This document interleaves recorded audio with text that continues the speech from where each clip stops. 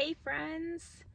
I have a bunch of laundry to do tonight, and I thought it would be fun to do just a chatty vlog while I fold some laundry, just kind of random things that I've been thinking about. But I also thought it would be kind of cool to share a little bit about my daughter Ava's birth.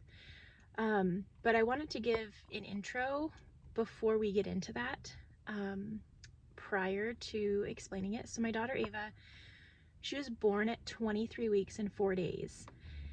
And I know for myself, I would have been so curious to hear that story before having her.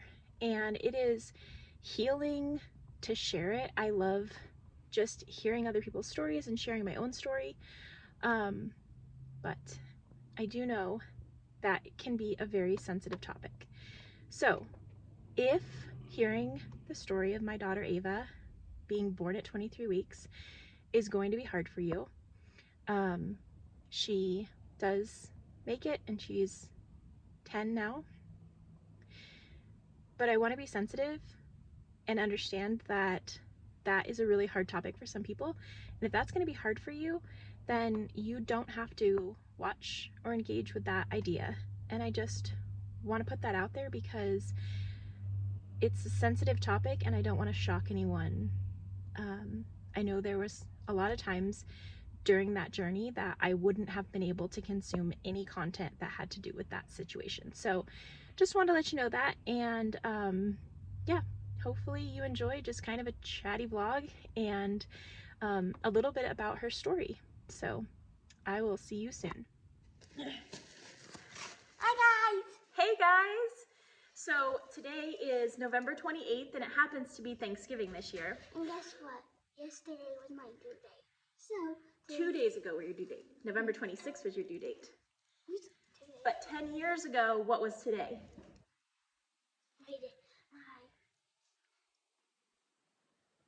Your day you came home from the hospital. Oh yeah, Thanksgiving Day. It actually wasn't Thanksgiving Day on that year. Yeah. Are you cold? It's kind of cold today. So I actually filmed this video a few weeks ago, and while I was folding some laundry, and the video was too long. So Ava, I was listening to her. We were supposed to be sleeping, but I guess one idiot, because she actually never actually told me that the doctor turned pale when I was telling her. yeah, so there's a lot of details about the birth of Ava Mae. So and let's, it's probably gonna be like yeah, we'll try to make it a little shorter. So this is Ava. She is 10 years old. She was due on November 26th, and she was actually born on August 4th of 2014 at 23 weeks and 4 days during my pregnancy. And so she spent 4 months in the hospital, and I figured now would be a really good time to kind of share all of the things that went on during that adventure that we had. We are in the barn because it is really cold outside and it's a little bit warmer in the barn. So, all right, let's start out. So on August 3rd, it was a Sunday that year, I was at church and I was pregnant with Ava, who was our second child. And I started to feel kind of sick at church, and I needed to go and clean a venue that I used to work for after church. So I went to my friend and I was like, hey, I'm not feeling super great. She was good friends with the venue owner too. I was like, I have to go clean this venue. Would you come help me?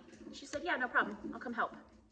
So after church, we headed over to the venue. And I remember when I was cleaning the venue, specifically like pulling the vacuum up the stairs, I was so out of breath.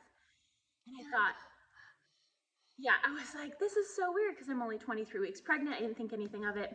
I thought I was dehydrated. So we finished cleaning, and then my friend and I and the venue owner were in the kitchen all chatting. And I started to, as we were talking, just like lean up against the counter. And I started to breathe like very methodically. I thought when I was last weekend, oh my gosh, I thought when you were like putting it on your head, I thought you were doing that, not like. Yeah, I was like leaning on the counter. Yeah. No, I was like leaning on the counter. Oh. And then my friend was like, hey, I think something is wrong. You should probably go get checked out. So I was kind of like, oh, I'm probably just dehydrated. After a few more minutes of that, she was like, no, I think you really need to go to the hospital. So I called Ava's dad and we went to the hospital.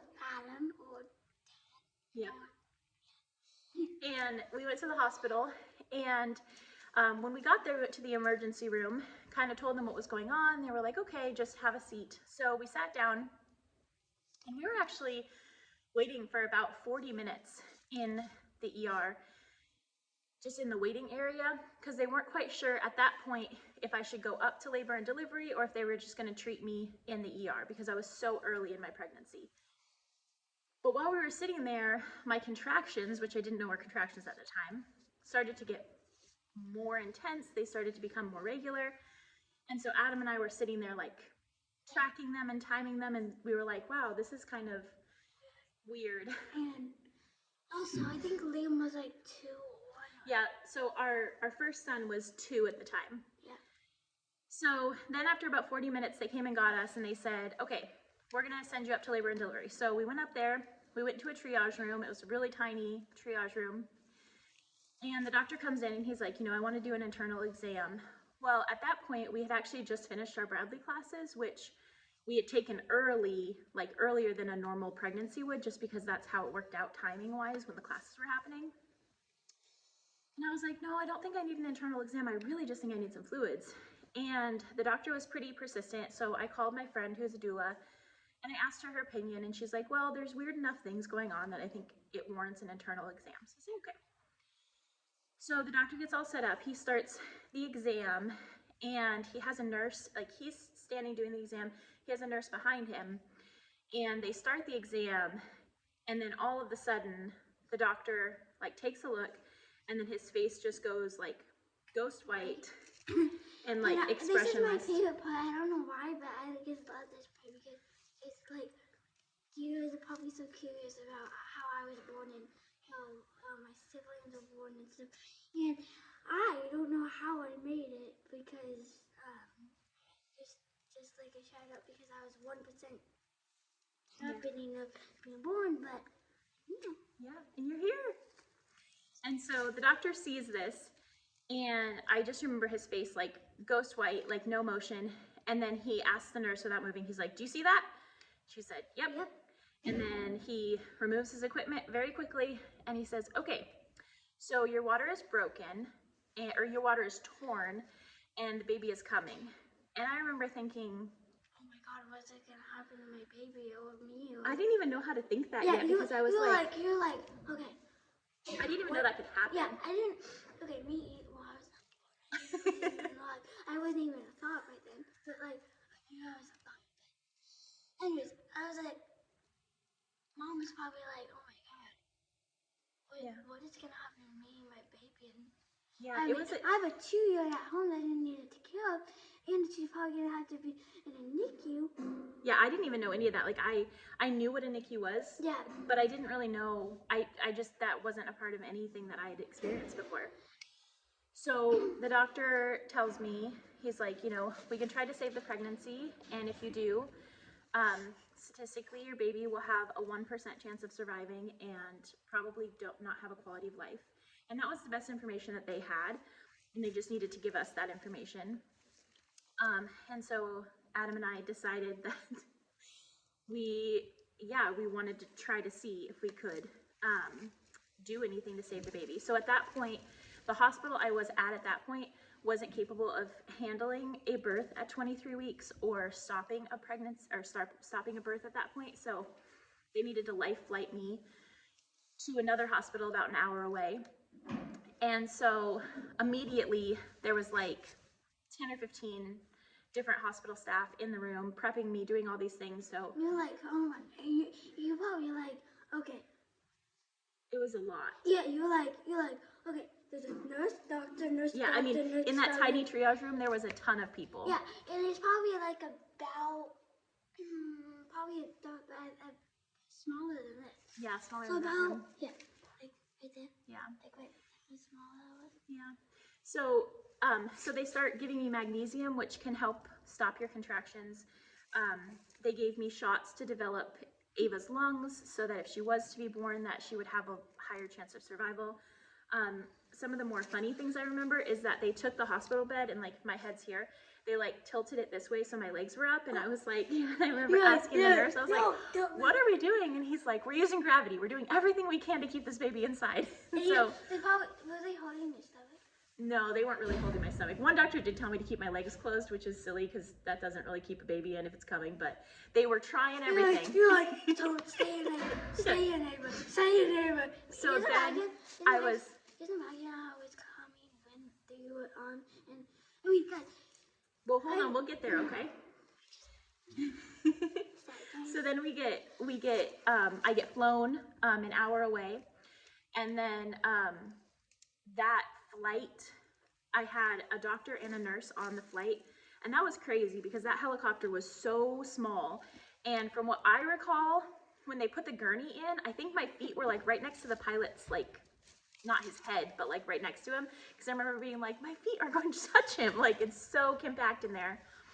And so we get into the helicopter, and I remember the nurse he did a really good job helping to just calm my nerves, and he kept making like jokes about, he was like, there's a cat right here. Sorry, there's Waffles and I'm fine. Waffles is here. And you probably, I don't know if you saw that video or seen that video, but they have. Yeah. So he's about, oh God, like 14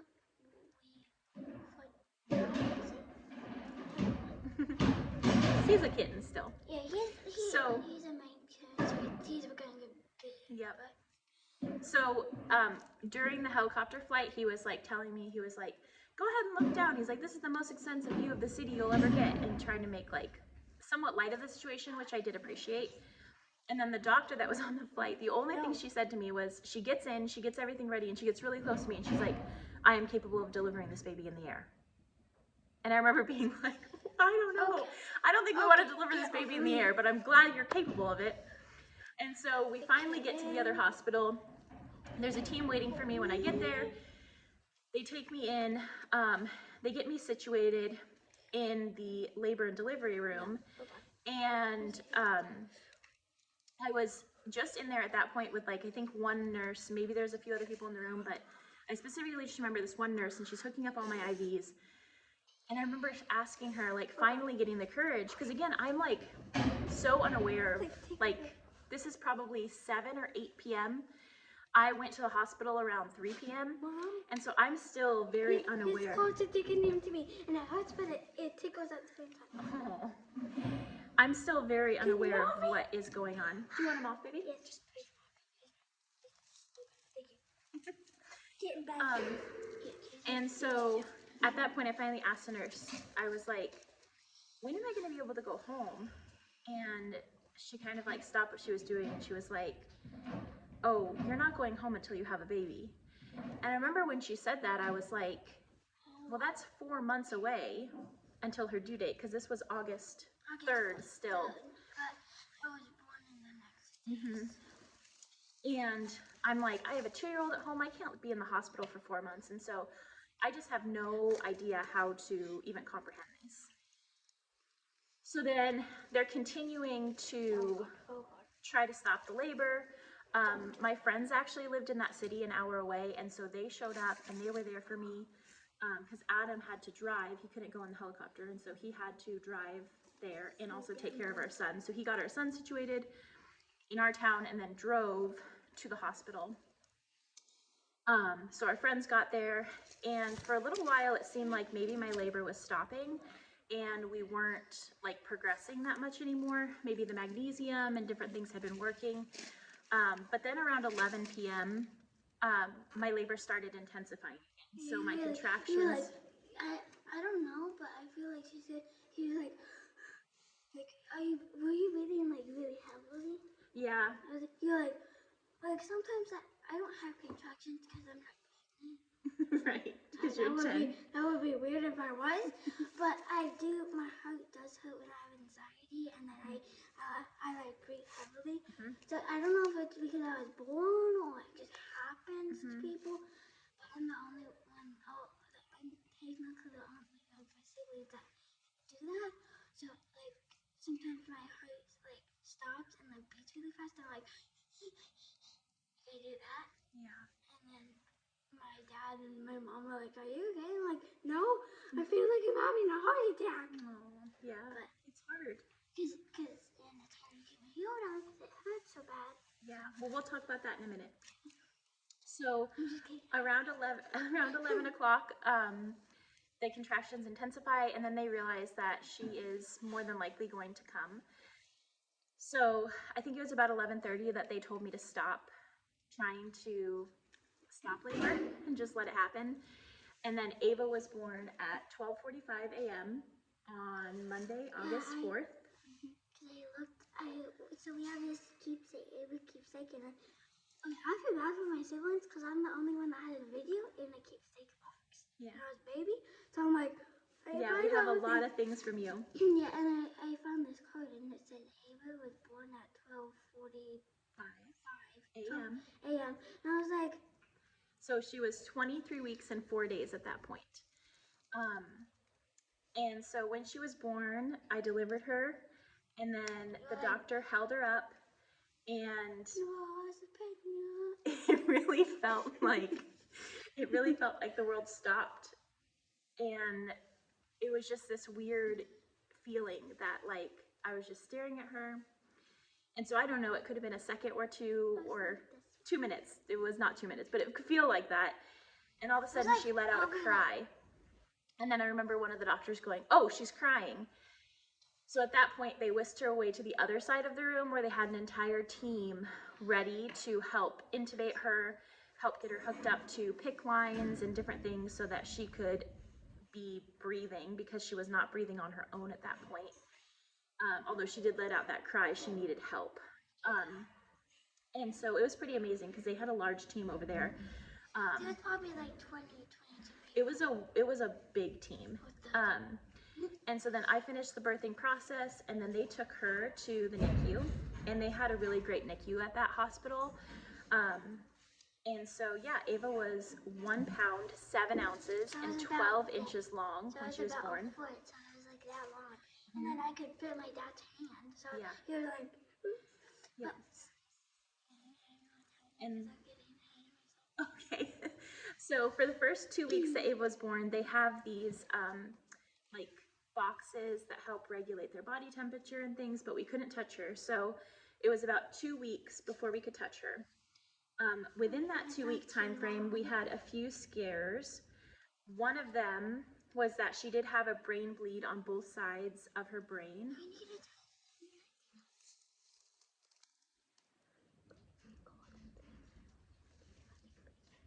What?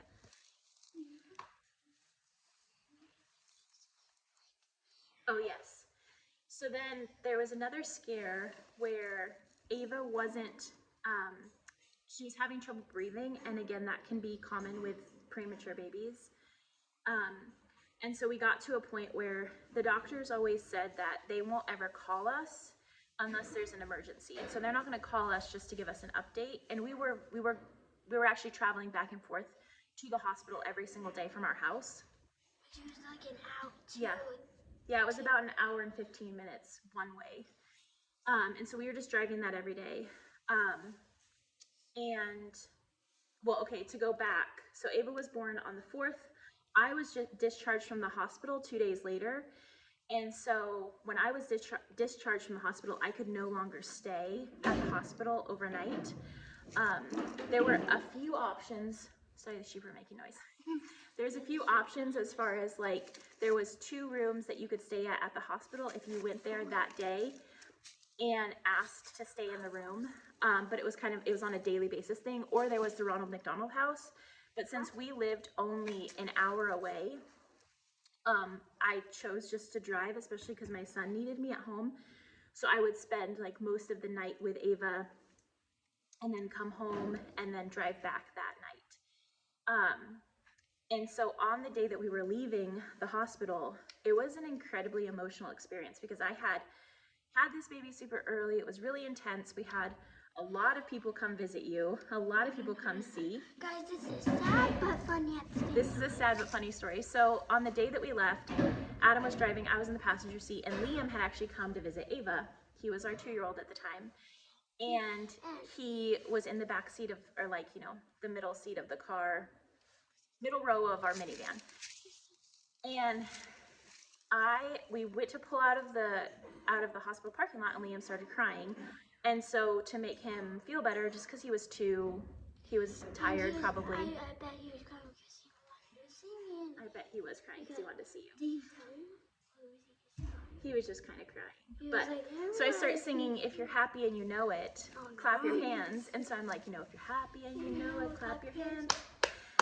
But then as we pull out of the parking lot, it hits me that I have to leave Ava there, and all of the emotions come flooding in. So then I start bawling hysterically. So I'm like bawling hysterically, sad that I'm leaving my daughter, but then trying to comfort my son singing "If you're happy and you know it," and Adam looks over at me. She was like, yeah, it was pretty ridiculous. Are you happy and you know it? Yeah. So I don't know, that was just like a ridiculous experience, and I think that shows like, what is going on? the crazy dynamics that are when you go through a traumatic experience. And so anyway, so we have to leave that day. Again, we come back every single day and we spend like over half the day with Ava, but we're trying to balance the time so that we spend time with Liam too. So during that 2-week period before we could hold her, she did have the brain bleed, which did result in her cerebral palsy. I would be fine if my brain blew. Yeah, but it's just hard on babies' brains when they're born that early. And so how her cerebral palsy presents now is mostly on her left side. It's really hard for her to flex her ankle correctly and move it. And so we have like weekly OT and PT that we've had for her whole life to just help manage that. The first time I moved my toes, I was like, "Mom!" And she was like, "Yes," and I was like, "Mom, look." And I barely moved my toes, and I was like, "Let's celebrate!" Yeah, it was pretty awesome. So the other thing that happened during that 2-week time period was that she had trouble breathing. So she was intubated and she had a machine that was helping her breathe. And like I said, the doctors said that they wouldn't call us for updates. So if they called us, that it was serious. So they called me one day and I answered the phone and they were like, it was the doctor, which is not normal. And he's like, "Carissa, Ava's dying. You need to get here right now." And I was just so panicked. It was the scariest phone call. Because you weren't breathing on your own. Okay, I don't know if I didn't hear this part of the story last week, but I don't know if I did or not. Yeah, so what ended up happening, Dad and I jumped in the car and we drove to the hospital. And then didn't you, so he could blame, did Papa?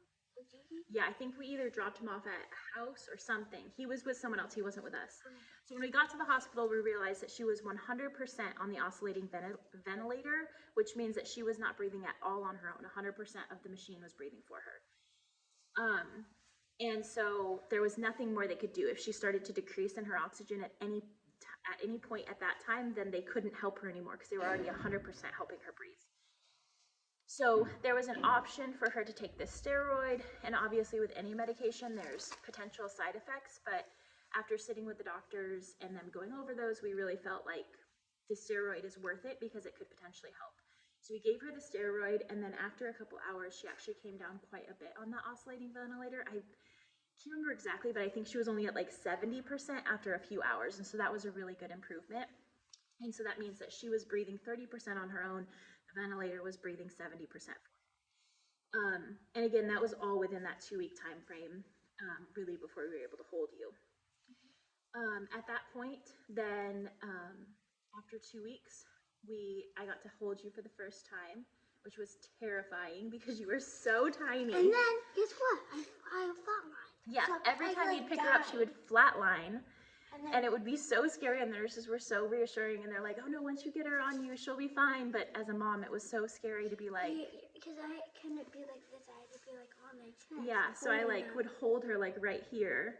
And we can see in the baby video if I send it. It's private, but I wish it wasn't, so you guys can see. No, it's public. Oh, it's public. Yeah, I think it is. But anyways, if you watch the video, you can see me, and I'm like this, and then in one of the parts, you can see my dad's finger. That's the guys that painted my nails. Anyways, back to the video. I was holding my dad's finger because you know how when babies touch their fingers, it was kind of like a baby puppy.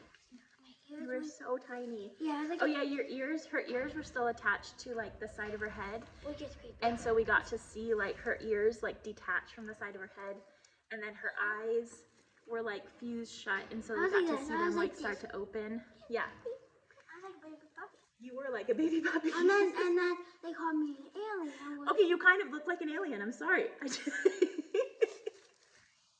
sorry. You're adorable now. Yeah, that's true.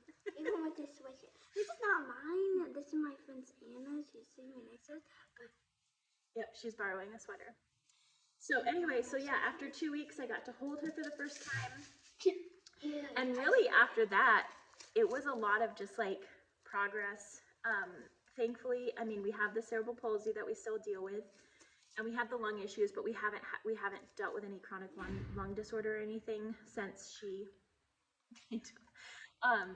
and so she did come home on November 28th, which was 10 years ago. 10. Almost 11. 10. And she did great when she came home. She came home on oxygen. And then Dad, you could see in the video, Dad looked so young when I was a baby. We were young. We were in our like early 20s. Holy crap! At least he wasn't 16 like Gilmore Girls. If you watch Gilmore Girls, Yeah, Ava's liking Gilmore Girls lately. She showed me a video, but if you watch Gilmore Girls, you probably know she's had what's her name again? Rory. I can't say Rory. At 16, I was like, I didn't know that was possible. Am I gonna have a baby when I'm 13? No, absolutely not. Okay, wait for it. I mean, I can't really get married at 13. Right. So yeah, so you came home on oxygen, and during that time, that 4 months, our church was incredible. We had meals brought to us every day. Liam was taken care of. My grandma came out. Meatloaf. You had meatloaf. Did we? No, I mean, yeah, we had meatloaf. You didn't have meatloaf. You were drinking milk. No, also, I was pumping because she couldn't take milk from a bottle, so I would pump, and they would give that to her. Pump? After, yeah, like a cow. After You're a mommy cow? I was a mommy cow. After a few months of that, it was right around the time she came home. My body just wasn't supporting pumping anymore because I had exclusively pumped. She had never been able to latch. Okay. And so then I had two friends that actually were pregnant at the same time as I was pregnant with Ava, and so they ended up pumping for Ava, and Ava had their breast milk for. I can't out of another person's body? No, that's disgusting. And you got a bottle. Oh, I thought okay. And people so, don't let you feed your baby from the other person's body. That would be weird. That would be weird. Oh, I like your baby. Oh, this isn't mine. What? This is my friend. Now why are you feeding her? She ran out of milk. So I'm just feeding her. Just get a bottle of milk. It's just community. You just, help everyone. Okay, but not feeding a baby while it's Anyway, they pumped, they gave the milk, and you drank the milk out of a bottle. Oh. But did it come out of there? It came out of their body, yes. Initially. I'm not getting milk ever again. That's cow's milk. Anyway, let's get back to our story. You never know what's been. Let's get back to our story. So, yeah. Let's see. That's I pretty much. died, and then I revived because Mom fed me to another person. That's not true at all. All right, we got to get back on track, Ava. Okay, can we tell about Benny's birth? No, not right now, because it's too long of a video for that.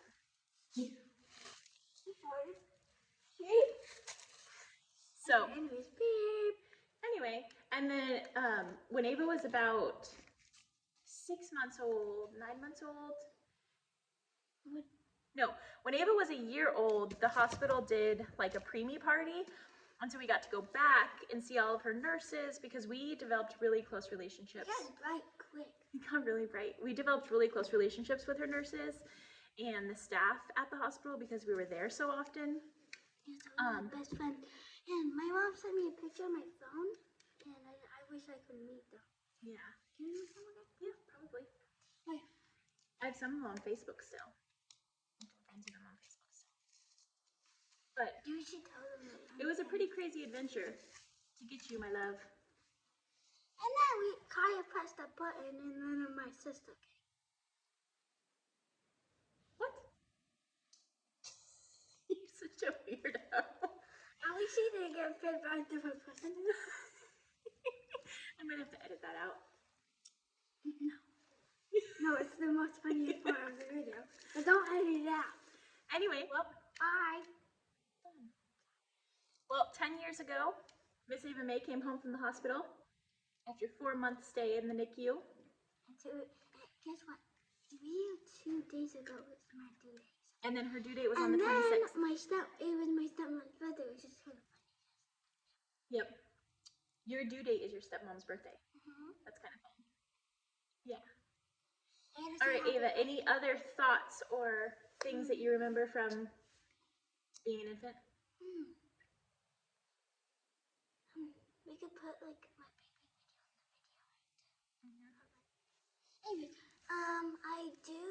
Anyways, maybe when we get home we can make a video about when we do baby stuff.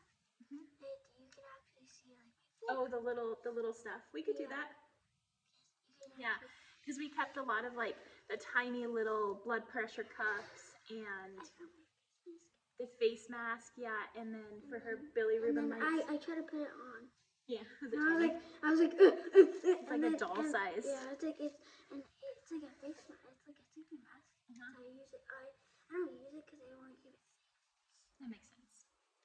And you're tiny. Oh, we didn't tell them about Halloween. Ava was in the NICU during Halloween. And so in order to get her costumes, because she was so tiny at that point, we went to Build-A-Bear and we got Build-A-Bear costumes. And they were like, hello, welcome to Build-A-Bear. What baby you want?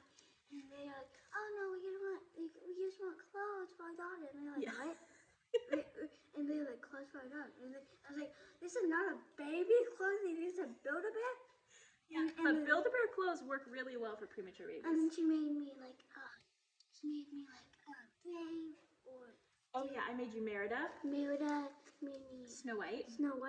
And then I crocheted you a mermaid tail. Yeah, mermaid tail. That was pretty great. Mermaid, but my eyes were still shut, so it kind of looked like a baby Little Mermaid. No, during Halloween your eyes weren't shut anymore. Oh. Yeah, they were open. But during the video, well, I mean maybe your eyes are closed, but they weren't like shut. Shut. It was like open shut. It's the same. Are you doing good now? Except for breathing. That can be hard sometimes. I love you, baby girl. Very strong.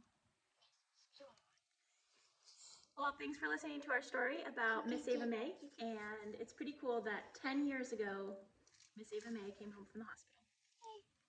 So, I hope you have a great day, guys. Bye. And we love you. Bye. Bye. Bye.